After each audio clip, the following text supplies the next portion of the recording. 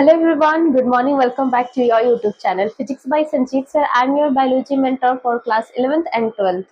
ठीक है, क्लास 4 से स्टार्ट है आज। आज हम लोग करेंगे मॉलिक्यूलर बेस ऑफ इनहेरिटेंस।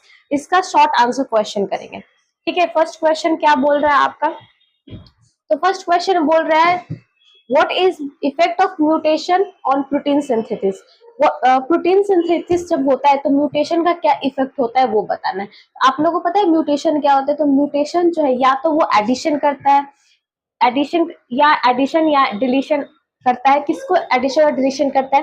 तो वो करता है एडिशन और डिलीशन करता है बेस पेयर को। ठीक है, बेस पेयर को या तो ऐड करेगा या डिलीट करेगा।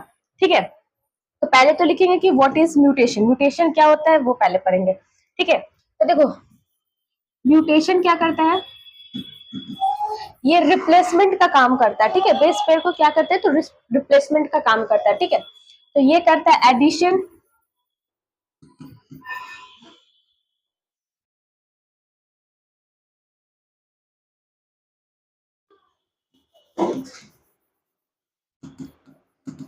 एडिशन और deletion, deletion of A base pair. ठीक है, बेस पेयर को ऐड और डिलीट करने में ये क्या करता है तो हेल्प करता है। ठीक है, उसके बाद देखो इसका क्या क्या है, कुछ कुछ इफेक्ट्स है। इसका क्या क्या क्या इफेक्ट्स है? तो इसका है इफेक्ट ऑफ म्यूटेशन। देखो इफेक्ट ऑफ म्यूटेशन का क्या क्या इफेक्ट है,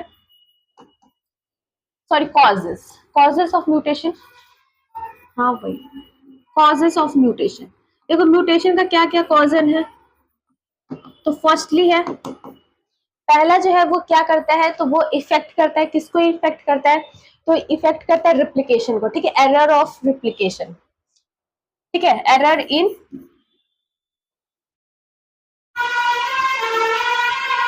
error error in replication. Replication में क्या करता है तो एरर करता है।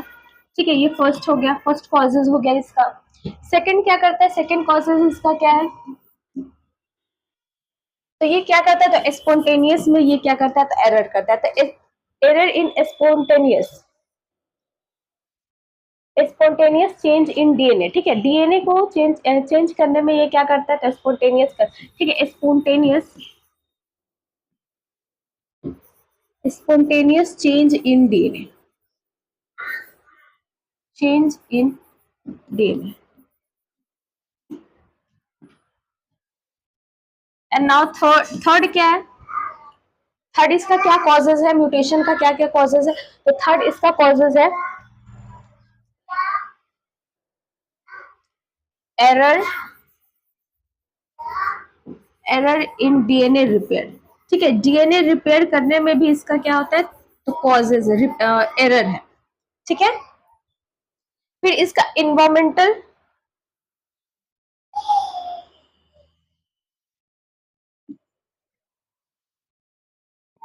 इसका क्या है तो इन्वायरमेंटल में भी इसको क्या है, इन्वायरमेंटल में भी क्या प्रॉब्लम है। ठीक है,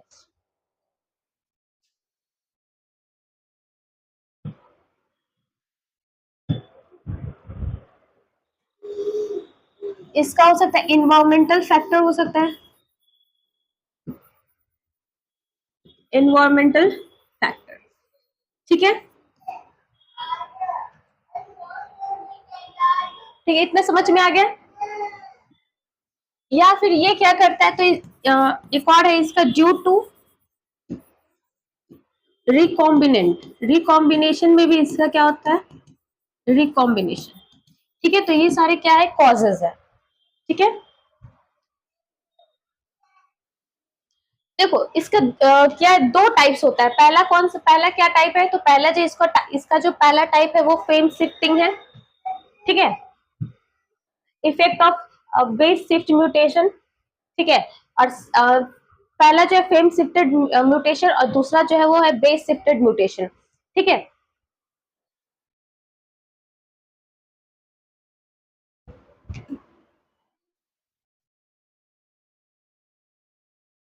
और देखो टाइप्स ऑफ म्यूटेशन पढ़ेंगे कि कितने टाइप्स के म्यूटेशन होते हैं।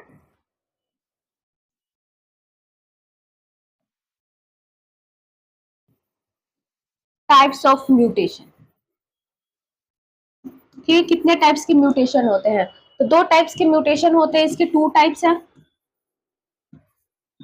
ठीक है, कितने टाइप्स, दो टाइप्स के म्यूटेशन होते हैं। ठीक है, फर्स्ट जो है वो क्या है, जिसे हम लोग पॉइंट म्यूटेशन भी बोलते हैं उसको। ठीक है,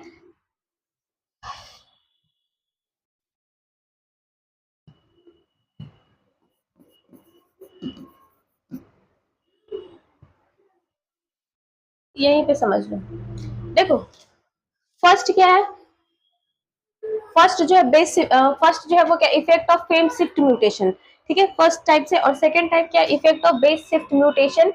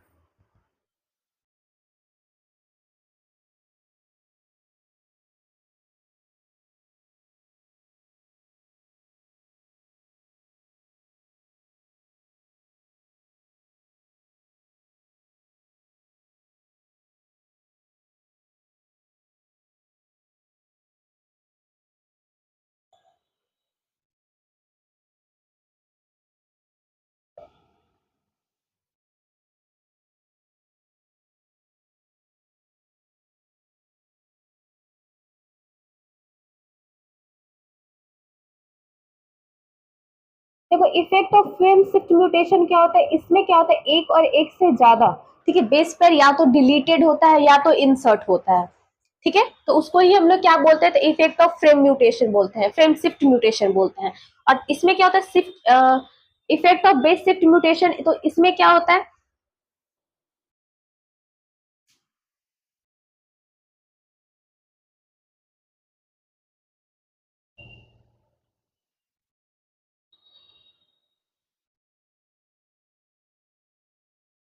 इसको हम लोग और क्या बोलते हैं, तो इसको हम लोग पॉइंट म्यूटेशन भी बोलते हैं, एंड इसको क्या बोलते हैं, पॉइंट म्यूटेशन भी बोला जाता है। इसमें क्या होता है, तो इसमें सिंगल होता है, ठीक है, सिंगल बेस पेयर हो, इसमें क्या होता है, सिंगल बेस पेयर का इन्वॉल्वमेंट होता है। ठीक है,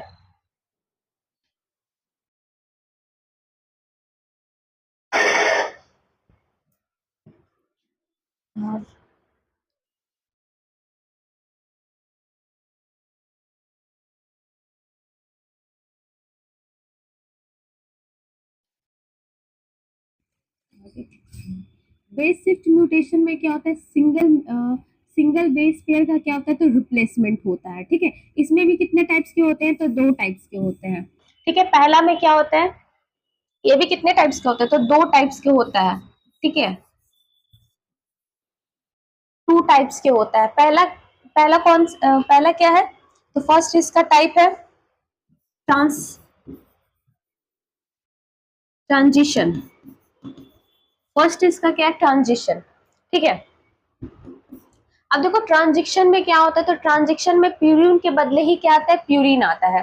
ठीक है, अब प्यूरिन के बदले पिरामिडिन नहीं आता, इसमें क्या आता है, प्यूरिन के बीच बदले प्यूरिन ही आता है, दूसरा अदर प्यूरिन आता है। ठीक है,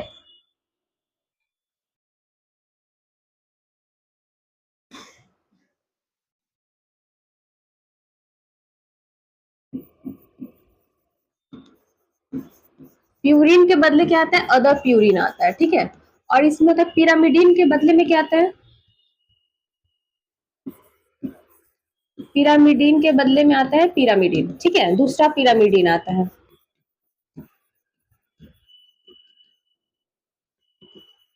अब देखो ट्रांसवर्स में क्या होता है, इसका सेकेंड टाइप्स क्या है, ट्रांसवर्स।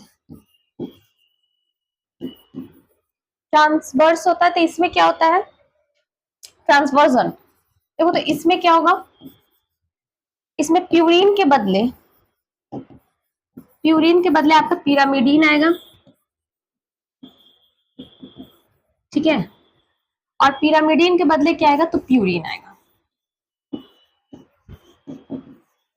पिरामिडीन के बदले क्या आएगा, प्यूरिन आएगा, ठीक है। तो समझ में आ गया म्यूटेशन।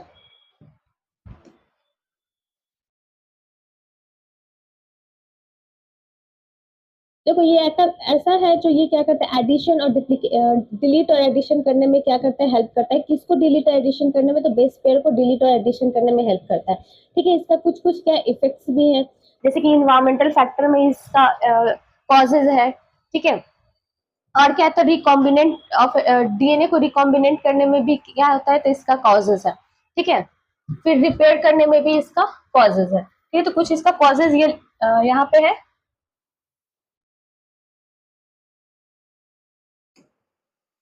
अब देखो डिफाइन करना है ट्रांसक्रिप्शन, रिप्लिकेशन और ट्रांजिशन यूनिट क्या होता है, ठीक है।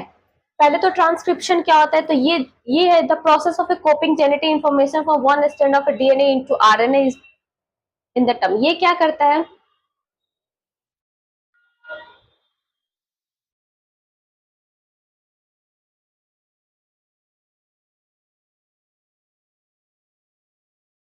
इसमें क्या होता है, तो डीएनए का एक कॉपी कहाँ जाता है, तो आरएनए के पास जाता है, ठीक है। डीएनए का एक जेनेटिक इंफॉर्मेशन कहाँ जाता है, तो आरएनए में जाता है, तो उसको हम लोग क्या बोलते हैं, तो ट्रांसक्रिप्शन बोलते हैं। अब देखो रिप्लिकेशन क्या होता है, तो रिप्लिकेशन से क्या बनता है, देखो रिप्लिकेशन ये प्रोसेस है जो आरएनए से क्या बनता है, प्रोटीन बनता है, तो उसको ही हम लोग क्या बोलते हैं, रेप्लिकेशन बोलते हैं, ठीक है। अब देखो ट्रांसक्रिप्शन यूनिट क्या होता है, तो ट्रांसक्रिप्शन यूनिट होता है जो क्या करता है, देखो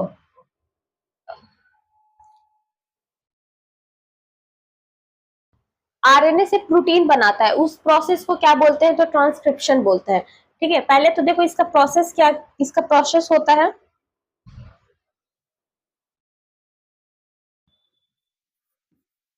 डीएनए से आरएनए बनता है, आरएनए बनता है, तो इस प्रोसेस को क्या बोलते हैं, जब डीएनए से आरएनए बनता है तो इस प्रोसेस को बोलते हैं ट्रांसक्रिप्शन,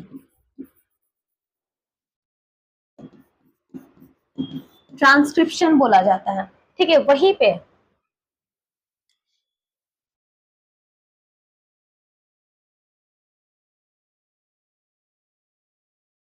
और डीएनए से डीएनए जब बनता है, डीएनए से डीएनए बनता है तो उसको क्या बोलते हैं, तो रेप्लिकेशन बोलते हैं, ठीक है। डीएनए से डीएनए बनेगा, उस प्रोसेस को क्या बोलेंगे, तो रेप्लिकेशन बोलेंगे। और आरएनए से प्रोटीन बनता है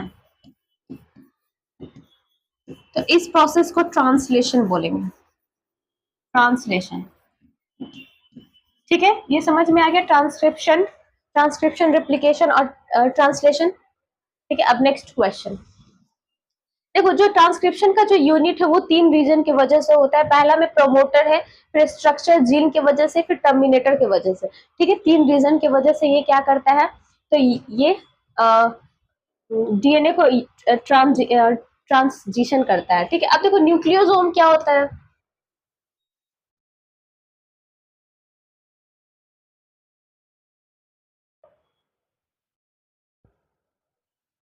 देखो nucleosome consist the repeating unit of structure in a nucleus called chromatin. देखो न्यूक्लियोसोम का जो रिपीटेटिंग स्ट्रक्चर है उसको ही हम लोग क्या बोलते हैं, तो क्रोमेटिन बोलते हैं, ठीक है।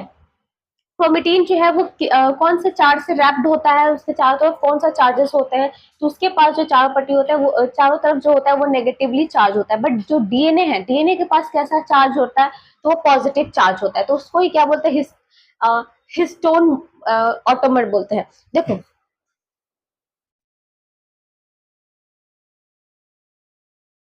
देखो जो हमारा मेमेलियन सेल है, ठीक है, जो डीएनए है, ठीक है, उसका जो लेंथ है वो कितना है, 2.2 मीटर है। बट उसका जो डायमीटर है वो कितना है, 10⁻⁻⁶ मीटर है, ठीक है। बट जो न्यूक्लियस होता है वो छोटा होता है, ठीक है। तो इतना बड़ा थ्रेड वो छोटा न्यूक्लियस में कैसे एडजस्ट होता है, तो वो क्या बनाता है, तो एक हिस्टोन ऑक्टामर बनाता है, ठीक है, जिसके पास 4 टाइप के प्रोटीन होते हैं, ठीक है। कितने टाइप्स के प्रोटीन होते हैं, तो 4 टाइप्स के प्रोटीन होते हैं।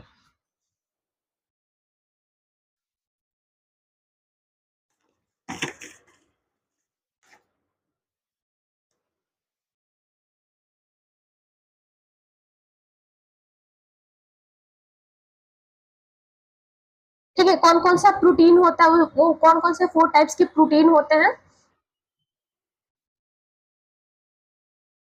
तो देखो, पहला में होता है H2A प्रोटीन, ठीक है, फिर HB प्रोटीन, ठीक है, फिर H3 एंड H4।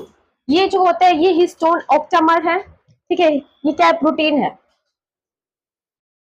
जिसे हम लोग हिस्टामोन सॉरी हिस्टोन ऑक्टामर बोलते हैं, ठीक है।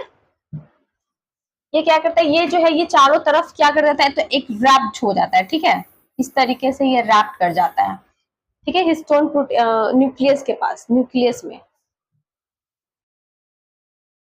अब देखो सेंट्रल डोगमा क्या होता है, तो ये जो है ये क्या करता है, तो ये जेनेटिक को फ्लो करता है, डीएनए से आरएनए के पास जो है वो जेनेटिक इंफॉर्मेशन को क्या करता है, तो फ्लो करता है। ये सिंपली फ्लो करता है कहाँ से, तो डीएनए से आरएनए में, ठीक है। कुछ एक्सेप्शन है, ठीक है, एक्सेप्शन जैसे एचआईवी रेट्रोवायरस है, तो इसमें क्या होता है, तो इनवर्स होता है, ठीक है, इनवर्स ट्रांसक्रिप्शन होता है। इसमें क्या होता है, जैसे कि इसमें देखो पहले क्या होता था, डीएनए से आरएनए एमआरएनए बनता है, फिर आरएनए से क्या बनता है, प्रोटीन बनता है, इस तरीके से जाता है, सिंपली फॉर्म होता है सेंट्रल डोग्मा में। बट एचआईवी में क्या होता है, इसका जस्ट इनवर्स होता है, ठीक है। तो इसमें क्या होता है, तो इसमें किस किस तरीके से जाता है, तो पहले तो क्या होगा, पहले इसमें आरएनए बनता है, ठीक है, आरएनए, एचआईवी के पास क्या होता है, आरएनए, जो आरएनए क्या है, तो वो आरएनए जो है वो है जेनेटिक मटेरियल, ठीक है। आरएनए से क्या बनता है, तो डीएनए बनेगा, ठीक है। यही डीएनए से क्या बनता है, तो डीएनए से फिर आरएनए बनता है, और आरएनए से क्या बनेगा, तो प्रोटीन बनेगा। ये किस प्रोटीन बनेगा, ये किस में एक्सेप्शन है, तो ये जो एक्सेप्शन है ये है आपका एचआईवी में, ठीक है, एचआईवी में ये क्या है, तो एक्सेप्शन है, एक्सेप्ट। अब देखो डिफरेंस बिटवीन हिस्टोन और नॉन हिस्टोन प्रोटीन क्या होता है, तो देखो histone are highly based protein found in eukaryotic cell, eukaryotic cell और न्यूक्लियस। देखो जितने भी यूकैरियोटिक सेल है उसके अंदर क्या पाया जाता है, तो हिस्टोन पाया जाता है, ठीक है। यही हिस्टोन बाद में क्या बनता है, तो क्रोमेटिन बनता है। बट यहाँ पे क्या होता है, जस्ट अपोजिट हो जाता है। नॉन हिस्टीन में, नॉन हिस्टोन में क्या होता है, क्रोमेटिन जो होता है वो रिमूव कर जाता है, ठीक है।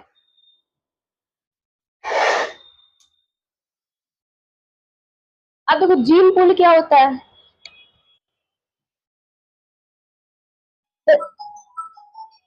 the sum of the total of all gene and their allele present in breeding population is called gene pool। जितने भी पॉपुलेशन है, जितने भी ऑर्गेनिज्म है, उसके पास क्या होता है, तो जितने भी जीन और एलील से कोई ना कोई जीन या एलील से बना है, ठीक है, तो उसको ही क्या बोलते हैं, तो जीन पूल बोलते हैं, ठीक है। देखो ये जो है ये क्या करता है, तो ये इन्वायरमेंटल फैक्टर के लिए बहुत ज्यादा इंपॉर्टेंट है। इसमें कितने 3 मेजर जीन होते हैं, ठीक है, पहला प्राइमरी, सेकेंडरी और टर्शियरी, ठीक है।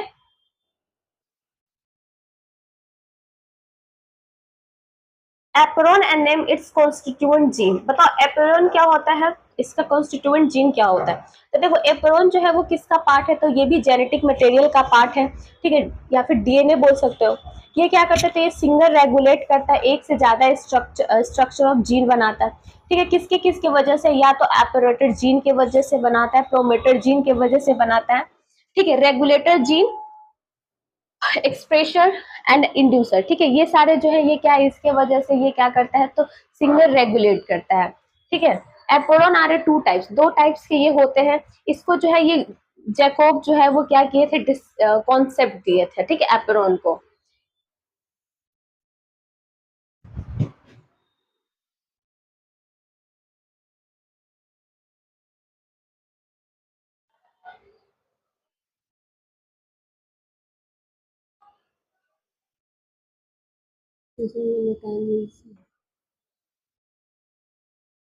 देखो जीन एक्सप्रेशन क्या होता है, तो gene expression is the mechanism at the molecular level by which gene is able to express itself in the phenotypic of an organism। ये जो जीन एक्सप्रेशन है वो कौन सा टाइप का एक्सप्रेशन करता है, तो वो फिनोटाइप एक्सप्रेशन करता है, ठीक है। ये क्या करता है, तो ये खुद से एक्सप्रेस करता है, ठीक है।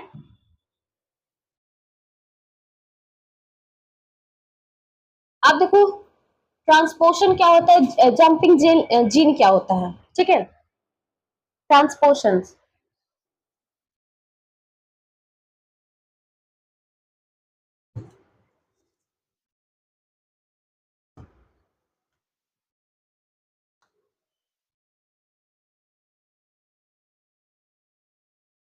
देखो ये जो ट्रांसपोर्शन है ऑलमोस्ट 45%।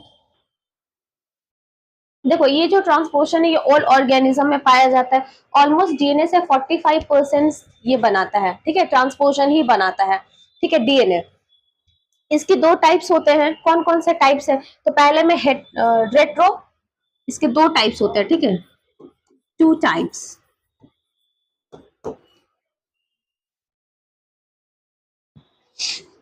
फर्स्ट में है retrochromatin, sorry retro transposition, and second DNA ट्रांसपोर्शन।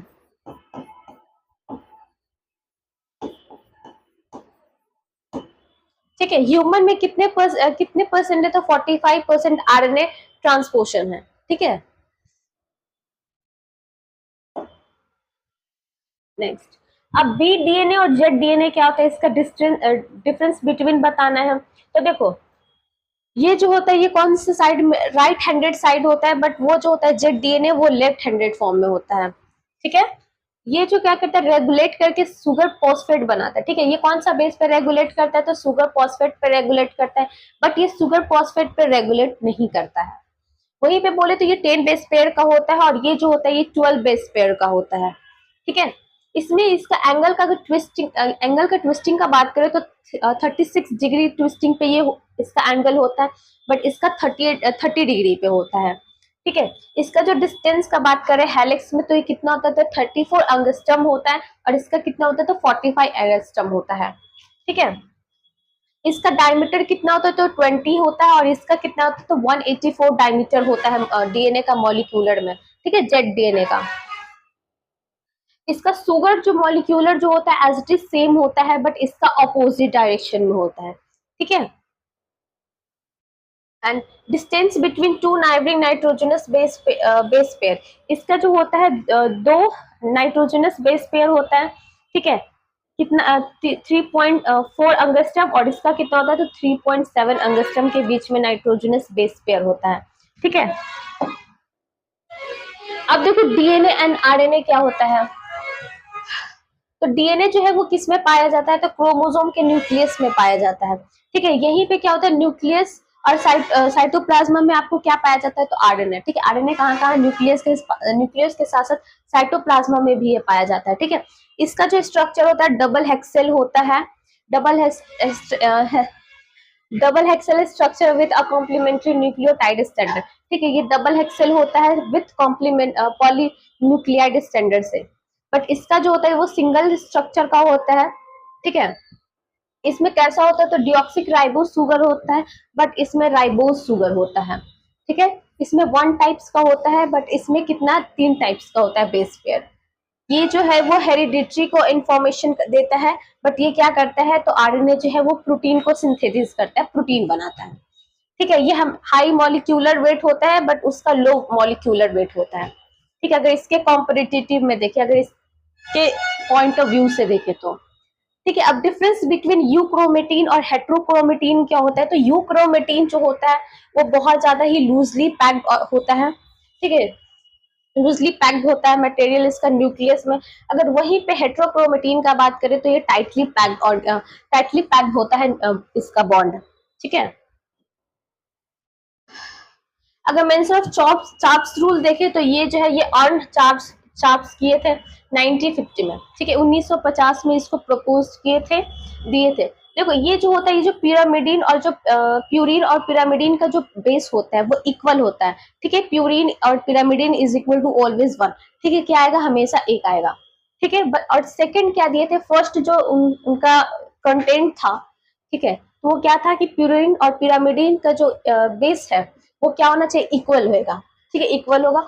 Second में क्या है कि the molar amount of adenine is equal to thymine. देखो एडेनिन और थाइमीन का क्या होता है, इक्वल होगा, और वहीं पे सिमिलर होता है ग्वानिन और साइटोसिन का, ठीक है।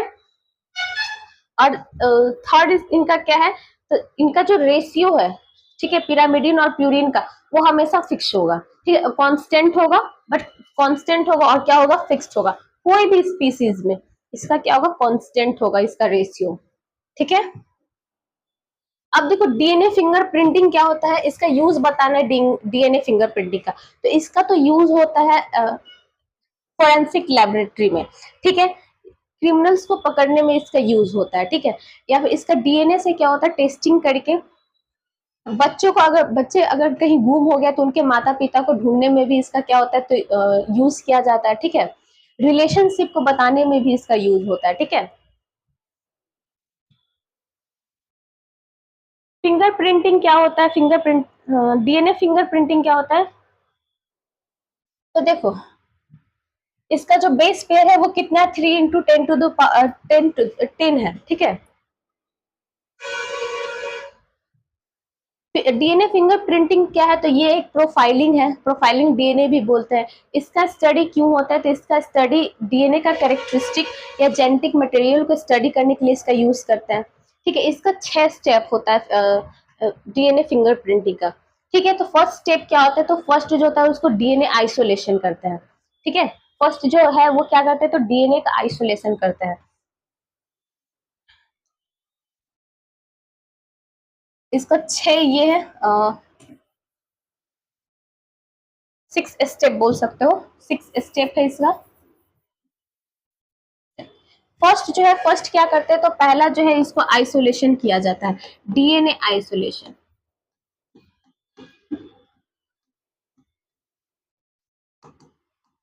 ठीक है। फर्स्ट क्या है, डीएनए आइसोलेशन। नाउ सेकंड क्या है,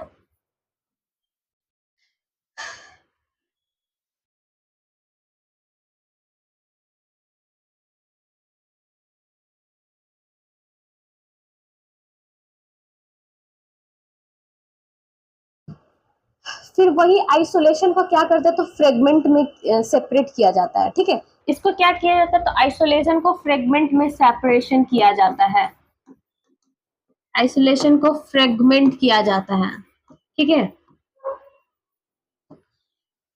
ठीक है। और थर्ड जो है इसका, वही फ्रेगमेंटेशन को छोटे छोटे स्मॉल पीसेस में डिवाइड किया जाता है, ठीक है। फिर इसको क्या किया जाता है, तो सेपरेट किया जाता है, ठीक है। थर्ड में क्या है, तो इसको सेपरेट किया जाता है। पहला जो है वो आइसोलेशन किया जाता है डीएनए का, फिर उसके बाद वही आइसोलेशन डीएनए को फ्रेगमेंट किया जाता है, फिर उसको थर्ड स्टेप में क्या किया जाता है, उसको सेपरेट किया जाता है स्मॉल स्मॉल पीसेस में, ठीक है, छोटे छोटे पीसेस में उसको सेपरेट किया जाता है, ठीक है, स्मॉल साइज में, ठीक है, साइज के बेस पे, साइज के बेस पे। नाउ फोर्थ क्या है, तो फोर्थ जो है इसको ट्रांसफर किया जाता है, किसमें ट्रांसफर किया जाता है, तो एक सिंथेटिक मेम्ब्रेन में इसको ट्रांसफर किया जाता है, transfer transfer of synthetic membrane, कोई भी सिंथेटिक मेम्ब्रेन में इसको ट्रांसफर किया जाता है,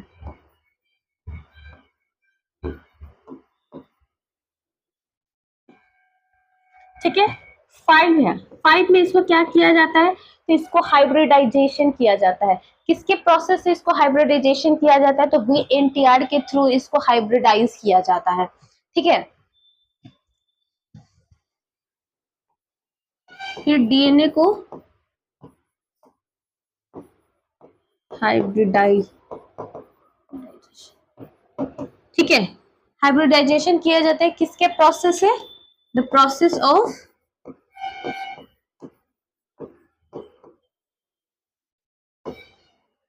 प्रोसेस ऑफ वीएनटीआर के थ्रू इसको किया जाता है, ठीक है। फिर फाइनली इसको क्या किया जाता है, फाइनली जो डीएनए मिलता है उसको डिटेक्ट किया जाता है, किसके थ्रू से डिटेक्ट किया जाता है, तो इसको किया जाता है ऑटो रेडियोग्राफी के थ्रू इसको डिटेक्ट किया जाता है, ठीक है। एंड नाउ लास्टली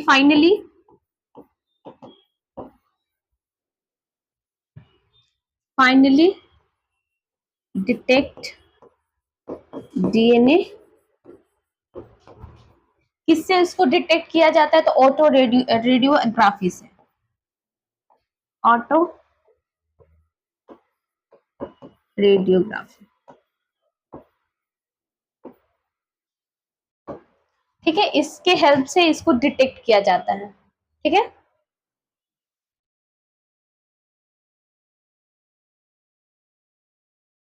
देखो इसको क्या इसको स्मॉलर डीएनए को क्या करते हैं, सेपरेट किया जाता है। ठीक है, 6 स्टेप तो समझ में आ गया ना। पहला में आइसोलेशन किया जाता है, फिर उसके सेपरेट फ्रेगमेंट किया जाता है, फिर वही फ्रेगमेंटेशन को स्मॉल स्मॉल साइज में सेपरेट किया जाता है। ठीक है, सेपरेशन हो जाता है, तो सेपरेट हो जाता है, फिर उसको हम लोग ट्रांसफर करते हैं। कहाँ पे ट्रांसफर करते हैं? तो सिंथेटिक मेम्ब्रेन में ट्रांसफर करते हैं। ठीक है, फिर ट्रांसफर करने के बाद उसको हाइब्रिडाइजेशन किया जाता है वीएनटीआर के थ्रू। ठीक है, देखो जब सिंथेटिक मेम्ब्रेन में उसको ट्रांसफर करते हैं, जब सिंथेटिक मेम्ब्रेन में इसको ट्रांसफर करते हैं, तो इसको इस प्रोसेस को ही ब्लोटिंग बोला जाता है। ठीक है, जब ट्रांसफर करते हैं सिंथेटिक मेम्ब्रेन को, तो इस प्रोसेस को ब्लॉटिंग बोलते हैं। फिर उसके बाद हाइब्रिडाइजेशन किया जाता है वीएनटीआर के थ्रू, एंड नाउ नेक्स्ट इसको क्या किया जाता है? तो डिटेक्ट किया जाता है। ठीक है, किसके प्रोसेस से डिटेक्ट किया जाता है? तो ऑटो रेडियोग्राफी के थ्रू से इसको डिटेक्ट किया जाता है। ठीक है,